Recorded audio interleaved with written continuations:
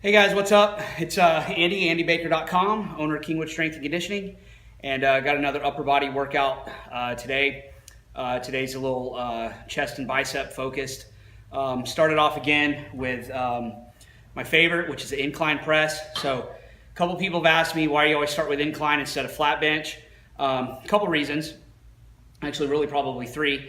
But first and foremost is that I've got a shoulder injury that I've had since I was 20 years old. So I've had this injury for about 15 years. It's a soft tissue injury here in the pec delt tie-in, and I've never really been able to do any kind of high frequency benching. I can kind of bench every now and again, what I spot check my bench. But really, if I'm training with any kind of frequency at all, I have to do inclines. Inclines don't bother it at all. Flat bench bothers it. So it doesn't really matter the rep range, the volume, anything. I do about 5, 6, 7 workouts in a row on the flat bench, and this thing starts flaring up. Eventually it will strain. I got a big scar tissue buildup in there. And then I'm out for a few weeks without being able to do any kind of chest or shoulder work. So I pretty much just do inclines to start with from now on. And then a lot of times, like I'm gonna do today, I'll do my flat bench second. So I can kind of do the flat bench second when I'm pre-exhausted. So I use the inclines to kind of wear me out in chest, shoulder, tricep, and then I can go to the flat bench and I'm artificially using less weight. Like today, I'll probably do my first work set only at like 225, but that's after doing 5 sets of incline. So I still get kind of some of the benefits of the flat bench, but I just can't really use the load. On occasion, I'll start with flat bench and I'll go up and kind of just see where I'm at. Like I said, kind of a spot check. Like a few months ago, I still was able to hit 365 for a single. So I was happy with that. And that's really not doing any bench pressing at all heavy. So that's just from the good old incline press. So started with that. We're fixing to hit flat bench, and then we're going to do a couple bicep exercises, and then finish off with dips. We're doing my 852 program today. So we've been doing that for the last couple weeks, I guess, starting the second cycle. So some of you guys have asked about the 852 program. What is it? It's nothing new, nothing revolutionary. It's kind of based off of stuff that's been around forever. The guy that originally provided it to me was when I was in college. He was kind of the lead dog at the gym. This was in the days really before we had the internet, where everybody just found stuff online. You actually just had to find a good hardcore bodybuilding, powerlifting gym, and everybody just kind of found whoever the top guy was in that gym, and you did what he did. And so this guy's name was Bill Winschif, and I think Bill is now the owner of a World's Gym somewhere. But he was a very accomplished power lifter at the time that I was first kind of getting into lifting in my early 20s, late teens in college. So his original program that he did was 8s, 5s, and 3s. I kind of since changed it to 8s, 5s, and 2s. And basically all that is week 1. Take your top exercise, whatever it is, your squat, your bench, your deadlift, your overhead press, whatever your focus lift is. For me, incline, but you can really apply it to any major barbell exercise. I'm applying it right now to front squats even. But week 1, your target is 3 sets of 8. Week 2, your target is 3 sets of 5. And then on week 3, your target is 3 heavy doubles. And then in week 4, you just start the cycle over and with a little bit more weight than the previous time. And you don't bump up in weight until you get all the prescribed volume. Very reliable program. It's something that I've done with clients here in the gym for years. It's something I've applied to myself. I apply it to a lot of my online clients. A lot of you guys that are watching this that I've designed programs for in the past, you're familiar with my 852 progression. And a lot of you guys can attest to the fact that it works. So my KSC method for power building is based on the 852 progression. So if you're interested in a little bit more detail on how it works, you can go to the site at andybaker.com and check out the power building program. Or you can rewind and listen again, and you can probably figure it out yourself. So anyways, gonna get to the rest of the workout. Thanks, guys.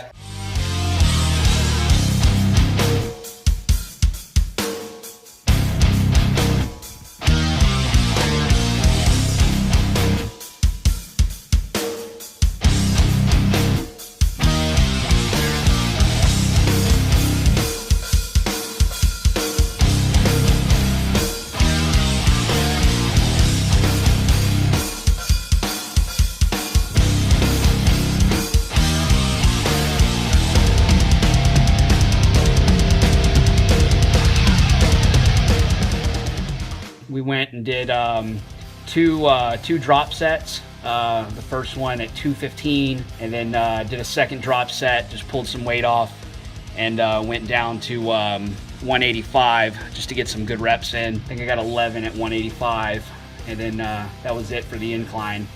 That was all 5 sets there. Then we went on to flat bench, 3 sets on the flat bench.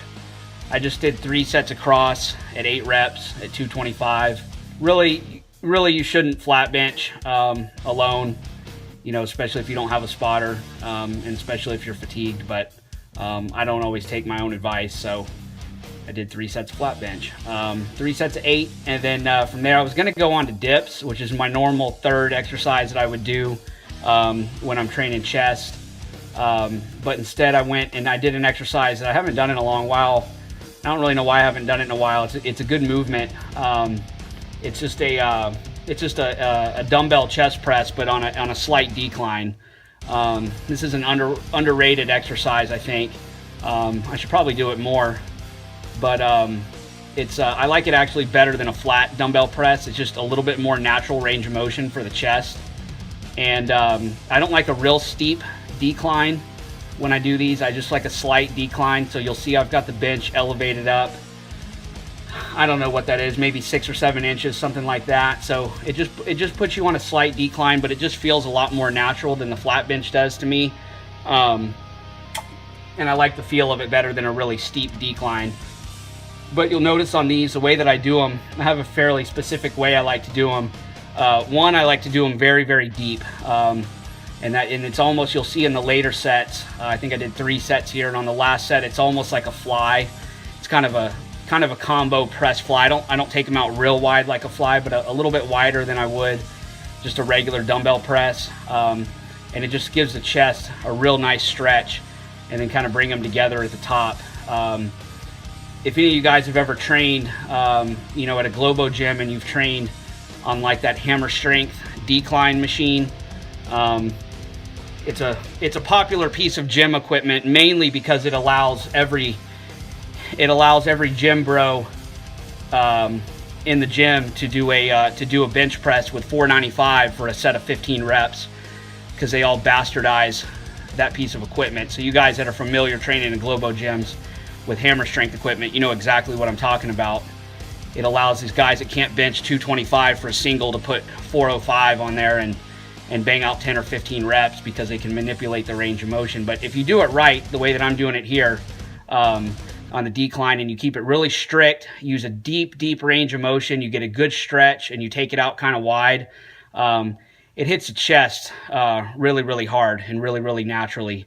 And so I like these quite a bit. So I think I'm going to keep more of these in here and kind of alternate them in with dips over the next few months.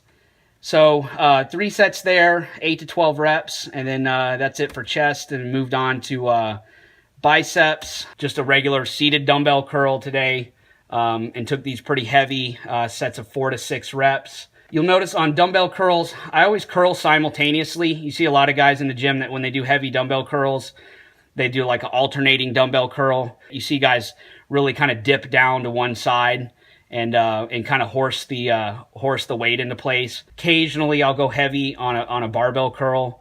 But now I get more out of a bicep workout by going, I'll still go heavy, you know, 4 to 6 range, but I always keep everything very strict, rather than just kind of heaving the weight into place. And I think I get more out of it, than when I'm doing like an alternating version. So, my recommendation is to, whether you're using dumbbells or obviously if you're using a barbell, to curl with both arms at once and try to keep continuous tension on the muscle. I try to always get a deep stretch at the bottom, no partial reps, and then I always try to curl the dumbbell up to at least to the front delt. Again, just give you a little bit of lift there, just a little bit of shoulder flexion in there, is a more complete motion for the bicep. And then 3 sets there, 4 to 6, and then last thing of today was just 1 set of barbell curls, and that was just 1 set of 20 reps. Anytime I do, you know, just 1 set of like 20 or 25 or 30 or something, sometimes I'll finish off a workout like this, but it's usually a drop set, So anything that you can just do 20 reps on straight through without stopping is usually going to be a little too light. So just started off at like 105 and did about 6, and then kept my form really strict.